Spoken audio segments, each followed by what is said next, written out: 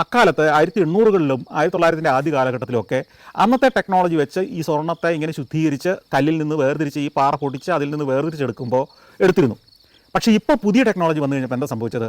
അന്ന് ഈ പാറയിൽ നിന്ന് പൊടിച്ച് അതിനകത്ത് നിന്ന് സ്വർണം എക്സ്ട്രാക്ട് ചെയ്തെടുത്ത് കളഞ്ഞ ആ മണ്ണുണ്ടല്ലോ, ആ മണ്ണ് വീണ്ടും ഇപ്പോൾ ഒന്നുകൂടെ പ്രോസസ്സ് ചെയ്യുമ്പം അന്നത്തെ ടെക്നോളജിയേക്കാൾ മികച്ച ടെക്നോളജി വന്നപ്പോൾ അതിൽ നിന്ന് വീണ്ടും സ്വർണം കിട്ടാൻ തുടങ്ങി. അപ്പോൾ അതുകൊണ്ട് അന്ന് കൊണ്ടുപോയി കളഞ്ഞ് ഡംപ് ചെയ്ത മണ്ണുണ്ടല്ലോ, അതായത് ഖനനം ചെയ്തെടുത്തിട്ട് സ്വർണ്ണം എടുത്തിട്ട് കൊണ്ടുപോയി കളഞ്ഞ മണ്ണ്, വേസ്റ്റ് എന്ന് പറഞ്ഞ കളഞ്ഞ മണ്ണ് ഇപ്പോഴും എടുത്ത് വീണ്ടും പ്രോസസ്സ് ചെയ്തുകൊണ്ടിരിക്കുകയാണ്. അപ്പോൾ ഖനനത്തിൻ്റെ ഒരു ജോലി ഒഴിവായി കിട്ടും.